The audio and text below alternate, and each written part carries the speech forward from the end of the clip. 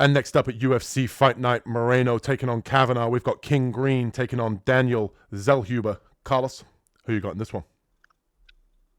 I'm going to go with Zellhuber in this one. As long as Zellhuber doesn't give Green the respect, and throw the combinations, throw in combination, I think he can get this done, pretty much in spectacular fashion. He's got the reach advantage, he's got the height, and if he just throws, doesn't even have to be fast. You just have to throw in combination, flow one after the other, finish with a high kick.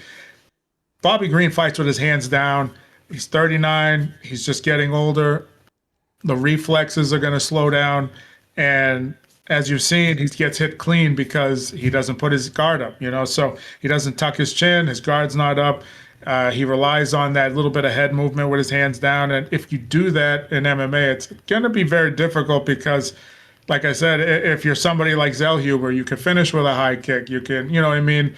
When he ducks and bobs and weaves, you could throw some knees. You could throw in combination, finish with a hook, and you could sweep and catch his chin. So I can see that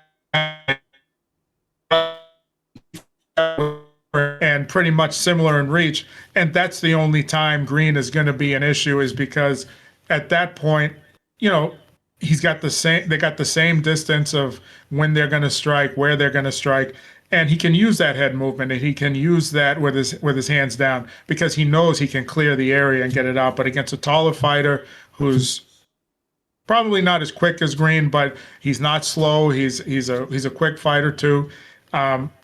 All you got to do is throw a number, and you're going to catch Green. So I'm going to take Zellhuber here, and I feel pretty confident in this one. What do you got?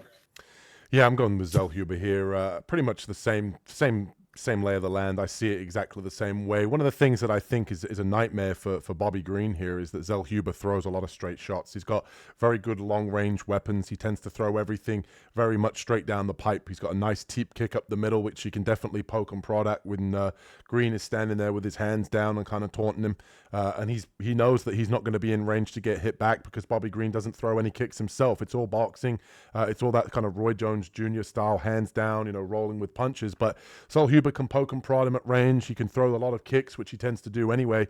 And we know with Bobby Green that obviously he's been knocked out recently, and that chin is definitely a question mark, especially at 39 years old. Daniel Zellhuber on a 2-fight losing streak. He needs this one in a bad way, fighting in front of a Mexican crowd. I think this is his get-right spot, in my opinion. He struggled against Johnson's boxing. He struggled against the hands of Michael Johnson. But I think with Bobby Green, I don't necessarily think the speed and the boxing skill set is there in order to give Zellhuber problems for 3 rounds. He might land the odd shot here or there, but I think Zellhuber hits harder. I think the range is going to be a problem, and ultimately I think Bobby Green, we're seeing the downfall here at this point in his career. Esteban Rivovic was able to go to a split decision where he was able to pull it off against Zellhuber at UFC Noche at the Sphere, and I think Zellhuber put on a good show there and a good performance, and I think coming into this fight, he knows that he needs this one in a bad way.